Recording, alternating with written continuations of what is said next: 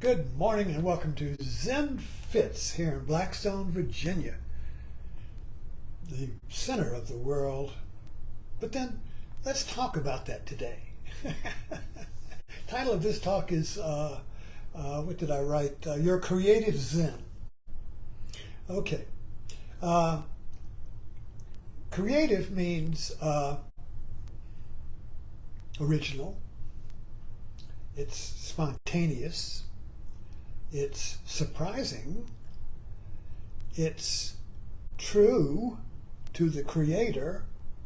Maybe not so the person looking at it, yeah. But I mean to the creator, to the artist true. And it's spontaneous. And it often comes at the end of a struggle. It comes like grace at the end where nothing you do is any good. Whether it's a problem in the kitchen or the workshop or in your work or with relationships or with the kids or whatever, the situation is when there is where no matter what you do is any good, that relieves the tension, that relieves the contradiction, you are at the edge of Creative Zen. Now I use Zen metaphorically. I'm not using Zen as a description of a Japanese Zen or Chinese Zen or Alan Watts Zen or some formal Zen where you have to shave your head and become a monk or anything like that. I'm using it more like Jon Stewart. Remember Jon Stewart? And he would always have your moment of Zen at the end of the show. And you never, what is that moment? Well, you really couldn't tell what it was. It really didn't define anything, but it was a moment. So the Creative Zen is a moment of Zen. A moment when you go, aha. A moment when you go, I know. It's the moment of Sherlock Holmes and Hercule Poirot when he goes, aha, I have been so stupid. The answer is so simple. And then the detective goes rushing off to gather everybody together and reveal the truth. Who did it? You see. So it's kind of like that. The moment your Creative Zen is that moment of knowing after the desert, the dark night of the soul, after the great Gobi Desert where you don't know what to do, where you don't know who you are, where you don't know which way to turn, and there's no choice. When you're in the desert, when you're lost because you don't have a choice. I mean, we all experience that in the car. At least I do. If you get lost in thought, maybe you're going somewhere. You get lost in thought for a moment, you're daydreaming, and then you come up, wait a minute, where in the fuck am I? Nothing is familiar. You don't know if where you're going is ahead or behind. And there's a moment of panic. Should I turn around? Should I keep going straight? What should I do? Of course, now we stop and turn on the Waze or the GPS and we find out where we are. But the moment of being lost is you don't have a choice. A choice is knowing what to do, which way to go. I'll go this way, not that way. I'll turn around, not go forward.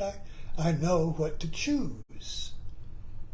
But the moment of Zen is when you don't know what to choose. Nothing you do is any good.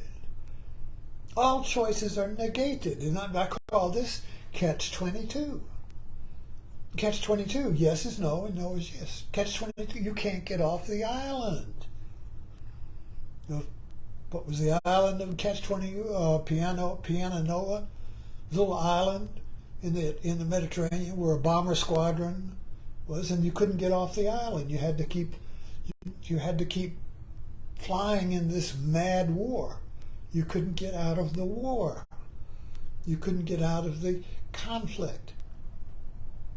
So the catch-22 is a situation where yes and no is yes. That's ambiguity. That's being lost. Yes is no, and no is yes. If I choose yes, it's no. If I choose no, it's yes. Wah, wah, wah, wah with the mic and the amplifier. Wah, wah, wah. Turn it off, turn it off.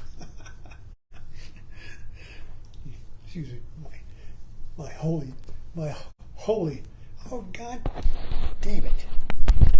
But I forgot to put the mark on was my little tag that said Mike fell off. Okay. Anyway, so we're trying to get to this. We're trying to worm our way. We're trying to dig our way down into this profound understanding of creative practice. Creative Zen. Zen is a practice. So what is a creative practice? Well, a creative practice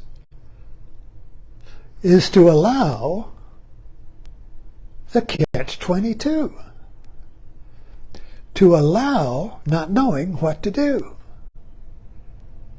When you reach that point where you don't know what to do, relax, pause, allow, sit in it. That's called, in my understanding, Zazen, the practice of just sitting. You just sit in the dilemma. You just allow the dilemma.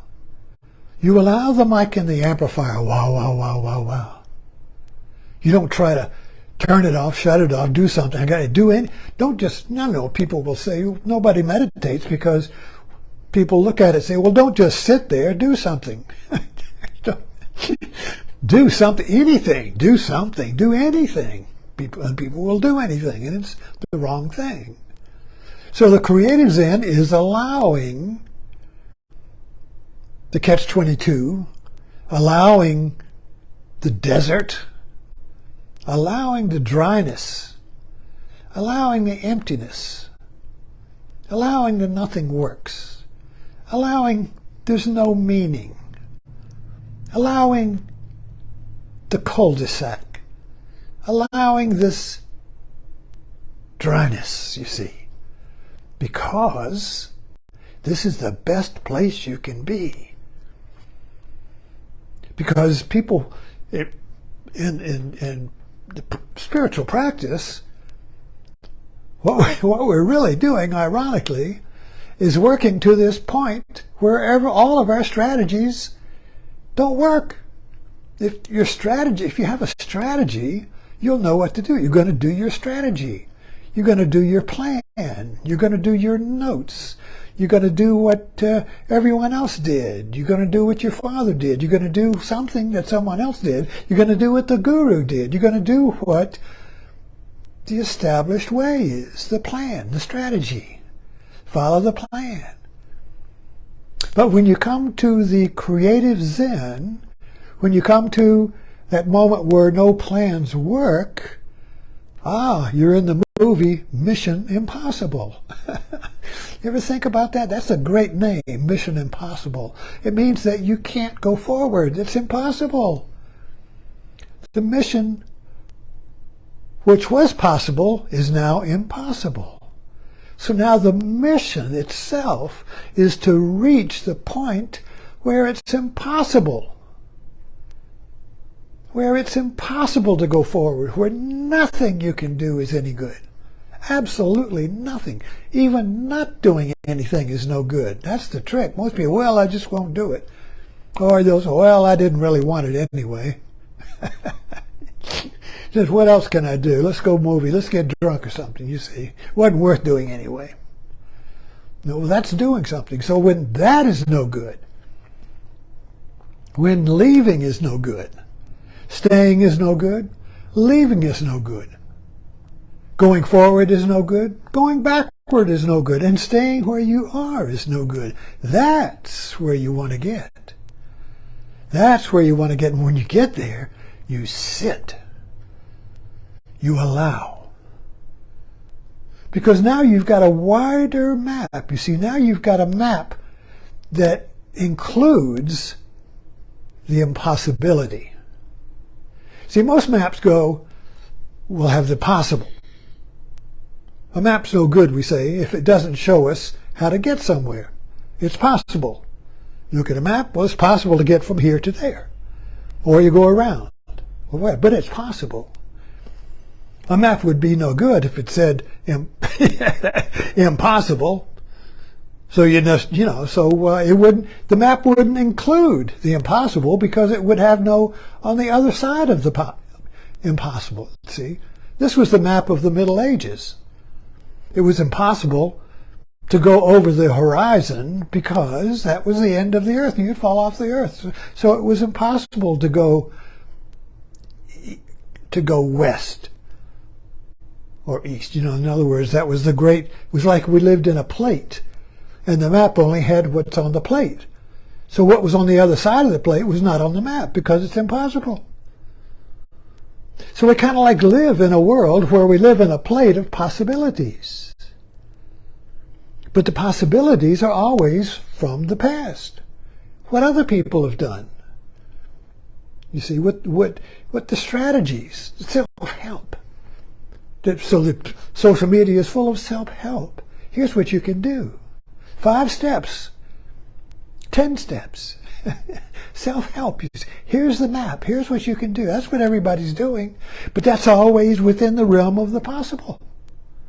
It's possible to be enlightenment if you do these things. It's possible to be at peace when you do these things. So all these possibilities are just means to an end. But Zen is reaching the point where the end is impossible, where it's impossible. And it's expressed in Zen koans. One favorite is the Iron Cow of Zen. Albert Lowe wrote a book on this. At the top of a 100-foot pole, the iron cow gives birth to a calf. Now, what in the world is that saying? What 100-foot pole? What iron cow? That's impossible. That's impossible. So what is the 100-foot pole? It's a metaphor for reaching the end of the pole. When you reach the end of the pole, you reach the end of possibility. It's impossible to go further. That's it. There's no beyond, no strategy. At the end of the 100-foot pole, when you reach that point and you sit in it, what happens? The iron cow gives birth to a calf. Now, what's the iron cow? Well, the iron cow is impossible, of course. There's no such thing as an iron cow at the top of a 100-foot pole. That's stupid. But it's pointing. The cone is pointing beyond the words. It's pointing beyond the possible. You see, the possible is always expressed in words. And the words define the words. So if you want to know what something means, you look it up in the dictionary. You look it up in the Google. It's possible. The meaning is possible. But the meaning beyond the words is impossible. There's no meaning beyond words, we think. Yet, that's the top of the 100-foot pole. So at the top of the 100-foot pole, where words have reached their limit, where the comparing mind has reached its 100-foot pole, the iron cow gives birth to a calf. This is the birth of what? You. That is the creative birth of you. You create yourself when you reach the end of possibility. When you reach the impossible, the top of the 100-foot pole, that is when a magic happens. That's when the magic of life happens. And the iron cow, which is your past, which is your possibilities, gives birth to a calf, which is impossible. So the end of it is you're impossible. It's impossible to define you. It's impossible to know who you are. But that's an objective view. The Zen view is I am unknowable. I am undefined. I am the unborn. I am the unknowable. Not just I can know myself if I work at it and do more meditation. No, I am unknowable. But that's not an objective observation. That is a subjective discovery that happens when you reach the top of the 100-foot pole. That's the calf. And I'll close with Bodhidharma, who was the first Zen patriarch, who brought Zen to China around 500 AD, traveled to China from maybe Afghanistan or India. And he was already an old man, and he met the Emperor Wu, who was a Buddhist emperor. He'd been creating monasteries all over India. He was doing good work. He met Bodhidharma, this strange sage, who certainly had a lot of charisma. And the first thing the emperor asked Bodhidharma was, is there any merit from all of my good works creating Zen monasteries in China? And Bodhidharma said, no merit. Whoa. And the next thing the emperor asked him, well, who are you? And Bodhidharma said, I don't know. And he walked off. I don't know. Now, the I don't know of Bodhidharma is the calf, and the emperor is the iron cow. In other words, when you reach the end of words and language and the comparing mind, you see, you give birth to yourself. But the self you give birth to is unknowable. I don't know who I am. I don't know who I am, you see. Because if you know who you are, you've already defined yourself and made yourself something. Something knowable. Something possible. So the knowable is something that's possible, but the I am possible is unknowable. Aha. And that's where you have to go. That's Creative Zen. Thanks for dropping in.